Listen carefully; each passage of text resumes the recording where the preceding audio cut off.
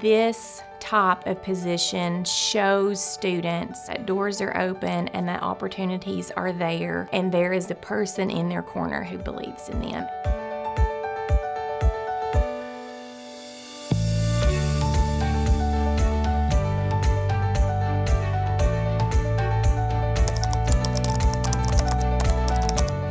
I thought about this question a lot, and I wondered what I was going to say. I had a girl, she's in my cohort, who really had a tough time. I can't get into some of the things but just really a tough time. She's now a student at Tennessee Tech. We keep in touch, and she's doing good, and it just does your heart good to see a kid that was really challenged, especially her first few years of high school. She was on a bad path. She was in trouble. She didn't know what she wanted to do. Didn't get a lot of support at home. There's a lot of factors that she could have got off the path pretty easy and went down the wrong road, but she's really done good thus far, and fingers crossed she keeps going, and I think she will. She's very determined now. I have one student in particular that comes to mind, a young man that is from a very low socioeconomic background and was actually quite problematic in middle school.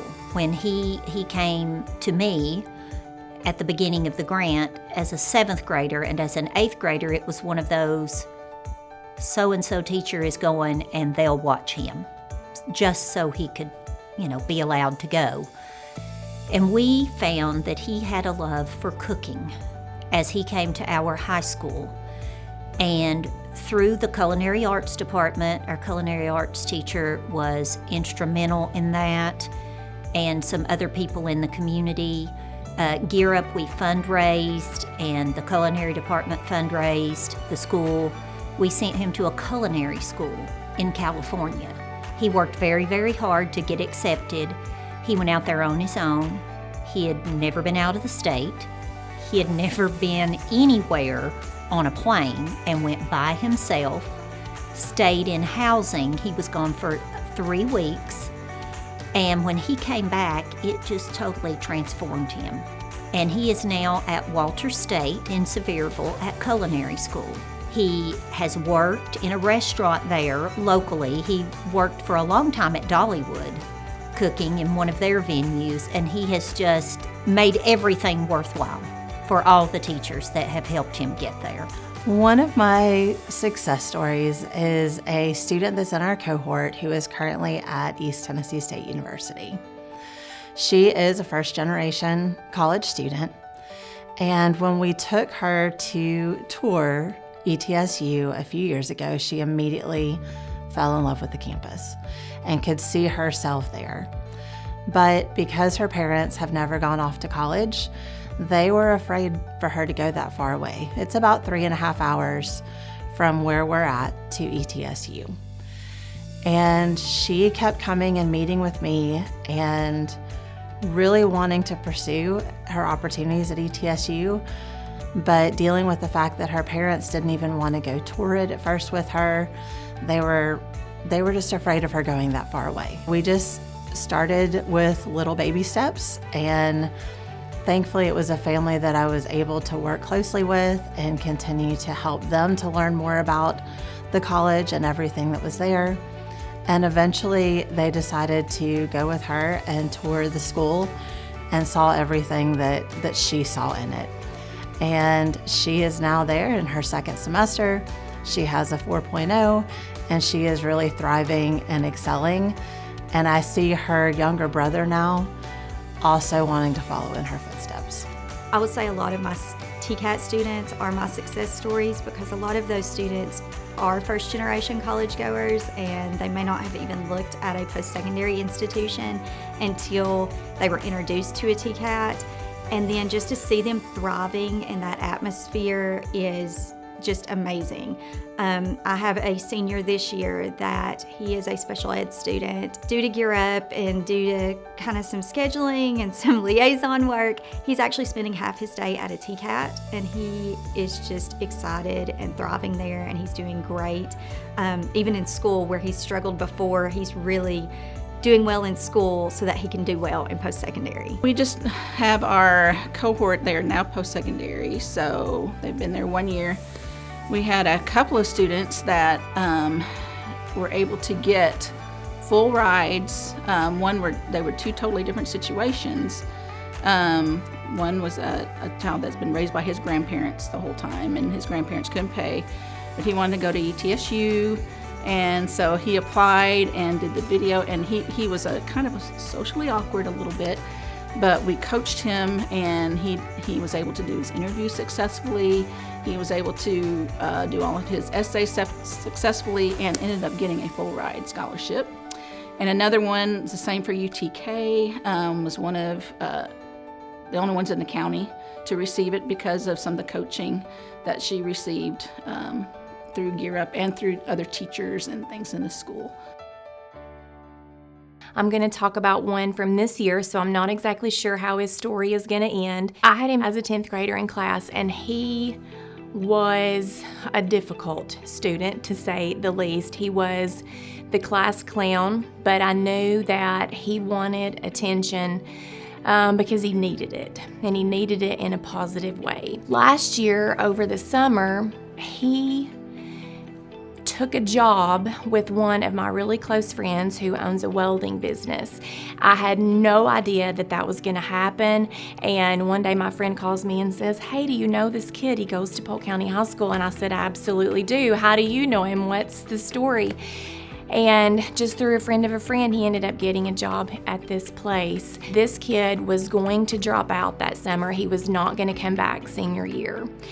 And through his job and that person caring and knowing me and reaching out, I was able to talk to him in August before school started, or maybe at the end of July 2023. And I said, let me help you. Let me help you put on a gown May 2024 and walk across that graduation stage, and I'll be standing there to hand you your diploma, and I want to do that for you. And he said, okay, we'll do it. And so he did, and he came back, and he wanted to go on work-based learning so he could go to this job. And I said, well, you've got to finish your credit recovery. So he got finished with his credit recovery in a record time. And remember, he had not been a great student and he had failed some classes. And I said, we've got a goal, we've got a plan. In the meanwhile, working at this company where they did welding, he said, okay, I need to know more. I need to be a better welder. I want to go to TCAT. And so, me thinking, going from this kid who was going to drop out, now I'm taking him to TCAT. I'm helping him fill out his application. He's doing his interview there. Fingers crossed that he will, he's passing everything now. He'll walk across that stage in May, and then he'll start in TCAT and be able to finish.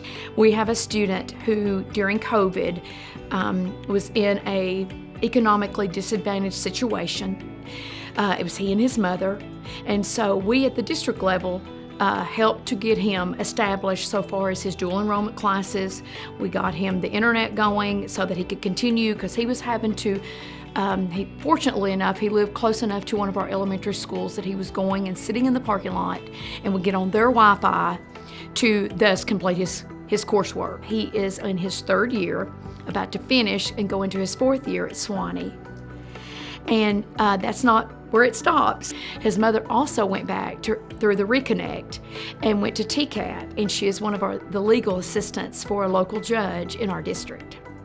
So not only did it affect him, it also helped his mother and just their whole situation. It changed their lives. We have a student right now.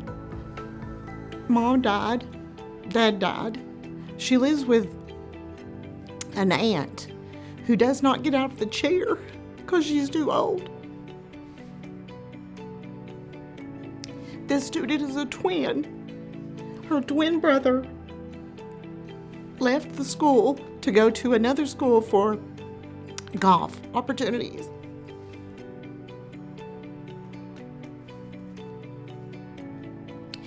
She knows that the only way she's going to make it is by herself. So she does everything on her own. Her mother, when she had died, she got her car, so she is able to travel. She went this past weekend to look for an apartment for MTSU, so she's going to go to MTSU and do the She wants to be a pilot for the military. So for her, we've been trying to get money for her so that she can go and not have to worry about anything. And she got an apartment this past weekend, and it's all set for her to go. And she will be joining the ROTC program at MTSU. She'll be a pilot. So I actually started Gear Up at a smaller rural school. I worked there for the first part of the grant and then transitioned to the larger of the school over the last year and a half. But a student that I'm always going to think of is a student that I had at the school I started with, and he was a homeless student. He had lost one of his parents. The other parent was living in a camper type situation, and so this student had a very high ACT score, very high GPA, and he was going to go to college, and so there was no doubt in his mind that that's what he was going to do. But the rep at the university at the time really saw the need for this student and saw the potential, and so we worked together to make sure that that student had what they needed. We made sure that he had transportation, to school when they started. We made sure that he applied for all the grants and scholarships that he could, and he graduated this past December, and his goal is to be a college professor. I have a student who chose to attend our middle college program through our partnership with Roane State Community College. She lived with her grandmother, and her parents were in prison in 2 different states for drugs. As I worked with this young lady on her college applications, we began to talk about the QuestBridge program. She was the perfect candidate, high achiever, big ACT, had become a tutor in chemistry at Roane State at the age of 17 because she was such a fantastic chemistry student. She applied for QuestBridge and applied to all of our Tennessee schools as well, was accepted, and is attending Wellesley up in Massachusetts. So this young lady left her home, took a full scholarship, and went to the 2nd-ranked liberal arts school in the country. Her sister followed behind her. Her sister was a hot mess, and all the older sister did was worry about her younger sister. And she cried talking to me one day, and she said, "Miss Merriman, I remember climbing bar stools because my mother's a drug addict. And I would climb bar stools and find leftover pizza crust to feed my sister when she was a baby." And she said, "I can't take care of her now, and I can't get her to make good decisions." But through the influence of the older sister in our Gear Up program, junior year, the younger sister decided to get it together. She has become one of our most fantastic academic students. She has earned college credits before leaving high school, and she'll attend college in the fall. While her older sister will stay in Massachusetts, she earned a Dell scholarship, so she got a $20,000 cash account from the Dell Foundation. She will stay on a research grant in dermatology, and she'll get paid for the next year to research with one of the country's foremost researchers in dermatological sciences, and then she will attend medical school. So 2 rural kids living with grandma. Parents made a lot of mistakes, but their kids don't have to repeat that. And to know that this young lady went to the same college that Diane Sawyer and Hillary Rodham Clinton went to, nothing will stop her. All children need to have a chance to go to great schools and to reach their potential. And I think Gear Up creates that for our students.